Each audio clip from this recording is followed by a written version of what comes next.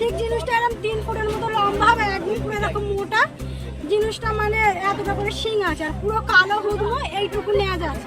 গর্দানের দিক মানে লোম আছে, একটা লাম মারেছে আর একটা লাম মারতে গিয়েছে, মানে জলেতে পড়ে গেছে বলে আমরা দেখতে পেয়েছি, ওইদিকে সডন চলে গেছে।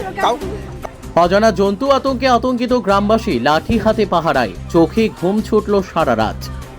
দক্ষিণ 24 পরগনা জেলার মহেশতলায় রাতে জোড়া অজানা জন্তুর দেখে আতঙ্কিত স্থানীয়রা সারা রাত্রি বাঁশলাঠি হাতে পাহারায়, ঘটনাস্থলে পুলিশের নজরদারি। ঘটনাটি মহেশতলা 29 নম্বর ওয়ার্ডের চক কৃষ্ণনগর ধারাপাড়ায় রাতে এক জোড়া অজানা জন্তু দেখে আতঙ্কিত হয়ে পড়ে গোটা এলাকা। এলাকার যুবকেরা হাতে বাঁশ ও লাঠি নিয়ে দাঁড়িয়ে থাকে, এলাকায় ছড়ায় চাঞ্চল্য। খবর পেয়ে ঘটনাস্থলে মহেশতলা থানার পুলিশ পৌঁছে ইতিমধ্যেই খবর দেয় বন দপ্তরকে। এলাকার সিসিটিভিতে ধরা পড়ে অজানা জন্তুর ছবি, যাচ্ছে রাস্তা দিয়ে হেঁটে। বন দপ্তরের লোকজনও রাত্রে এসে পৌঁছায়। সিসিটিভি ফুটেজ দেখে জন্তু দুটির রহস্য জানার চেষ্টা করে বন দপ্তর এবং প্রশাসন। বন দপ্তর এবং প্রশাসনের কাছ থেকে কোনরূপ সঠিক তথ্য জানতে না পারায় সারা রাত্রি পাহারার মধ্য দিয়ে আতঙ্কে থাকে এলাকার মানুষ। তবে সকাল হতে তাদের দেখা মেলেনি। তবে এলাকায় বন দপ্তর, পুলিশ এখনো পর্যন্ত তদন্ত চালাচ্ছে। আপনাদের এখানে ঘটনা কালকে এরকম মানে সন্ধ্যার আজানের পরে, মানে 8টার আজানের পরে এরকম বেরিয়েছে, সব হয়ে আল্লাহ করেছে, কেউ দেখতে পাইনি, সব ঠান্ডা হয়ে গেছে, অনেক খোঁজাখুঁজি হয়েছে, কাউকে দেখা যায়নি।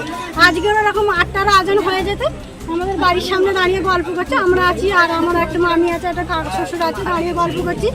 ঠিক জিনিসটা এরকম 3 ফুটের মতো লম্বা হবে, একদম পুরো এরকম মোটা জিনিসটা, মানে এতটা করে শিং আছে আর পুরো কালো হুদমো এইটুকু নেওয়া যাচ্ছে। গর্দানের দিক মানে লোম আছে, একটা লাম মারেছে আর একটা লাম মারতে গিয়েছে, মানে জলেতে পড়ে গেছে বলে আমরা দেখতে পেয়েছি, ওইদিকে সডন চলে গেছে। কাউকে আহত করেছে না, কাউকে আহত করেনি। এরকম যদি হয়, বাচ্চারা তো থাকে, আমাদের তো কচি 3টে বাচ্চা, এই ঘরের পরিস্থিতি যদি ঢুকে যায় আমরা কি করব? কিছু করার আছে? যদি বাচ্চা দেখা যাচ্ছে তো আপনাদের এলাকায় সব ছেলেরা বাঁশ লাঠি হাতে, হ্যাঁ বাঁশ লাঠি হাতে থাকে জিনিসটা।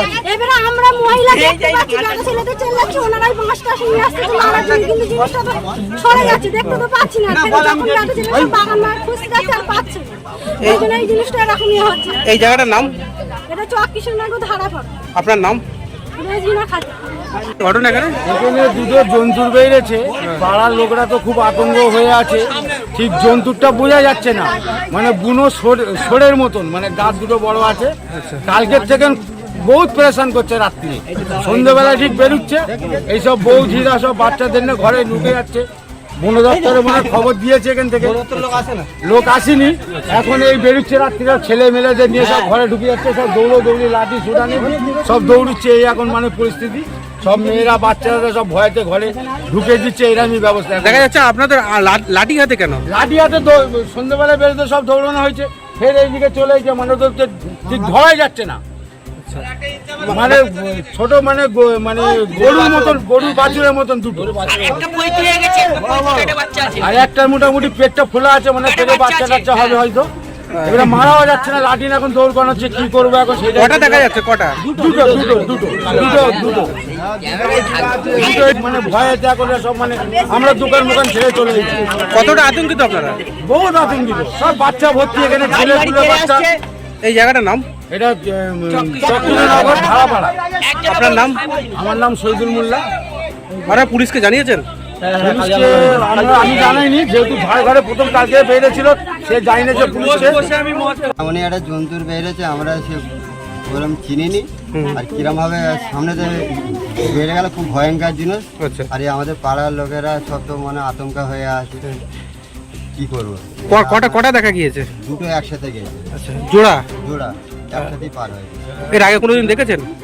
এই কালকে হয়েছে, আচ্ছা, আর আজকে দেখা গেছে। একই টাইমে? একই দিনে বেরোচ্ছে না রাতে? রাতে। আচ্ছা, দেখা যাচ্ছে আপনাদের এলাকায় তো বাঁশ লাঠি হাতে করে নিয়ে কেন? এখন তো সবাই ওই নিয়ে বাচ্চা কাচ্চারা কিরম ভাবে ক্ষতি করে দেবে না করে দেবে। এই জায়গাটার নাম? এই জায়গাটা আপনার নাম? আপনার নাম? আমার নাম নিরুসলাম Mallick. Desk report, express Kolkata.